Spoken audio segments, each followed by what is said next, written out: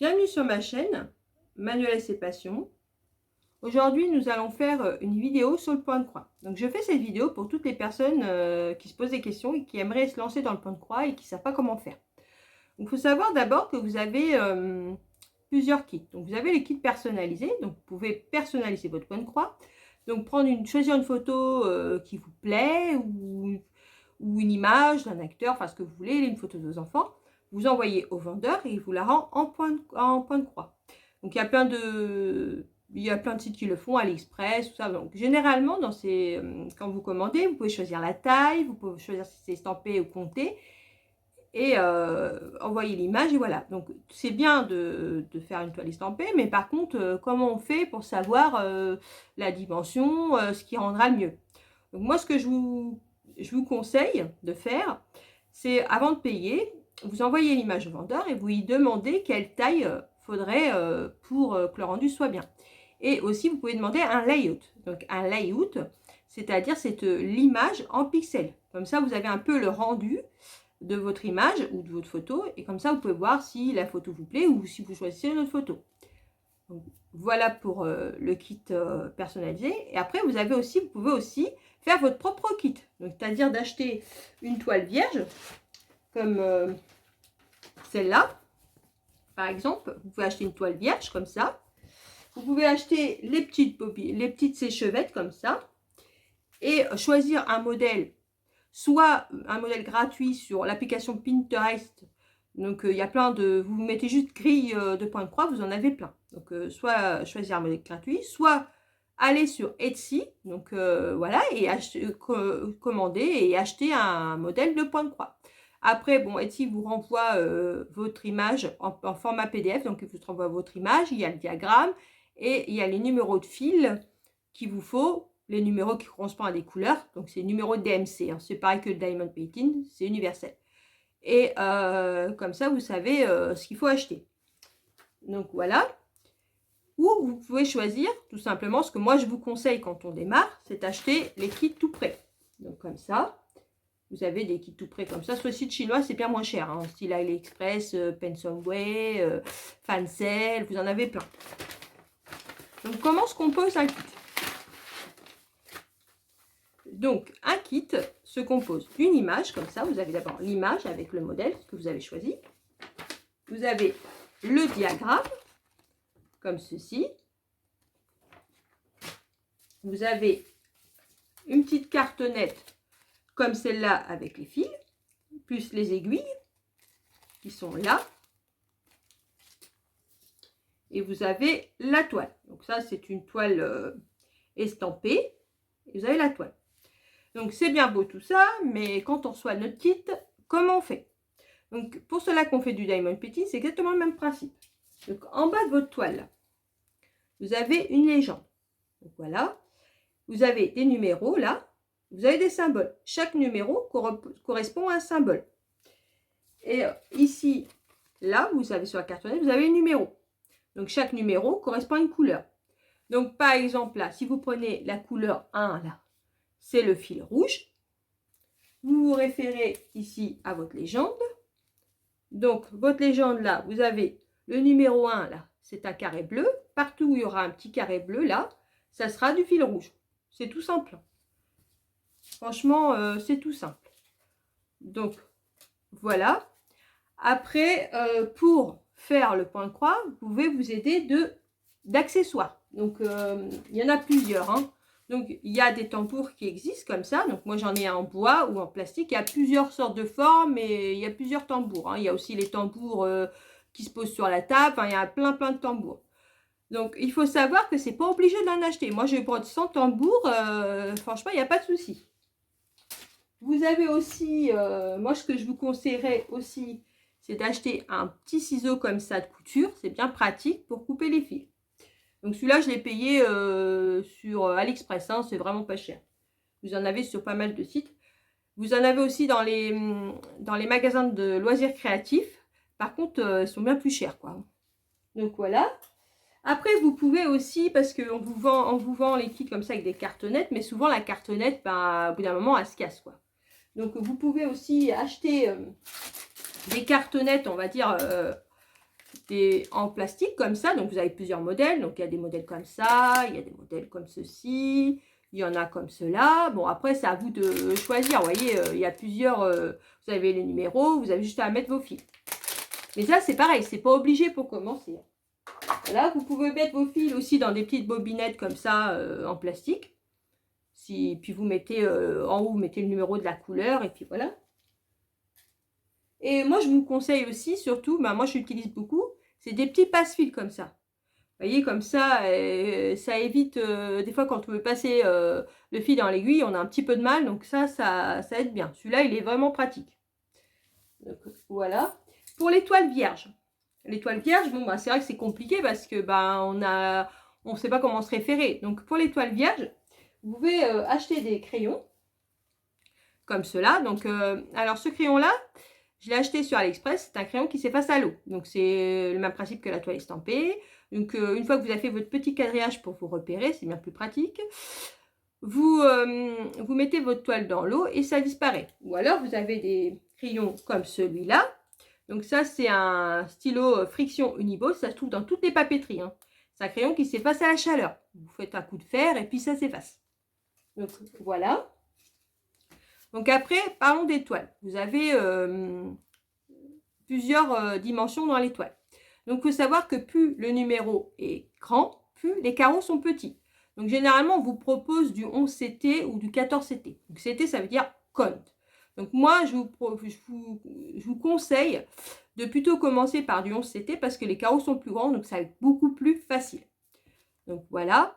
Après, vous avez aussi deux genres de toiles. Vous pouvez avoir la toile qu'on dit... Alors, il y a plusieurs mots. Il y a estampillé, estampé, estamped. Donc, ça, c'est ce que je vous ai fait voir là. Donc, c'est une toile où vous avez l'impression déjà qui est sur votre toile. Vous avez juste à suivre. Une fois que vous avez fini de faire votre point de croix, vous la mettez dans l'eau, vous la trempez dans l'eau quelques heures. Et toute l'impression va disparaître. Il va vous rester que votre point de croix que vous avez fait. Ou alors, vous pouvez acheter aussi des toiles comptées. Donc, toile comptée, ça sera, vous recevrez une toile vierge comme ça, et avec le diagramme, et ça sera à vous de compter pour faire le dessin. Donc, après, moi, je vous conseille, pour commencer, de prendre une toile estampée, ou estampillée, ou stampette, qui est beaucoup plus facile. Donc, voilà pour les toiles. Après, il faut faire attention aussi à certaines compagnies, parce que sur certaines... toile, normalement, vous avez ce qu'on appelle du backstitch. Donc, je vous expliquerai tous les points tout à l'heure. Donc, le backstitch, désolé pour mon accent anglais pourri. Donc, le backstitch, c'est du point arrière. Donc, en fait, c'est comme si vous contournez votre dessin et en fait, ça fait ressortir le dessin. Moi, ça m'est arrivé sur une certaine compagnie que j'ai achetée. Le dessin était rempli de backstitch, donc ça ressortait le dessin. Et malheureusement, moi, sur le diagramme, quand je l'ai reçu, c'était pas inscrit. Et ça fait, sur la toile d'Harry Potter, ça fait complètement fou. Donc, je l'ai là. Voilà, on ne voit pas grand-chose, quoi. Hein, pour vous dire, voilà. Donc, si vous regardez de près, on voit que c'est Harry Potter, mais c'est totalement flou, quoi. Donc, il faut faire attention à ça.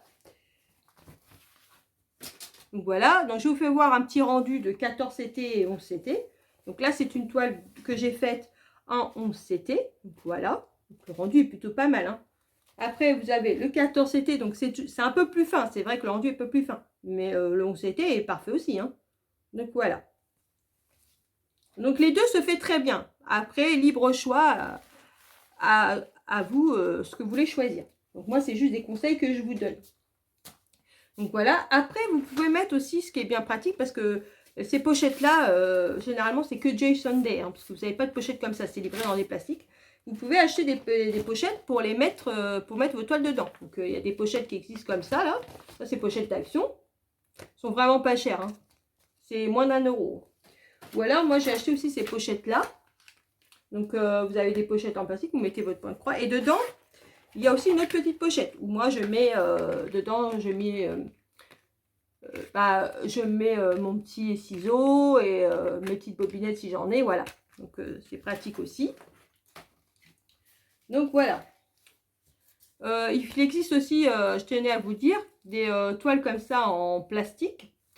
Donc, ça, c'est plus pour faire des ornements, vous savez, pour accrocher au sapin, pour faire des décorations, des bijoux. Ça se coupe. Donc, voilà, ça se coupe au ciseau et voilà.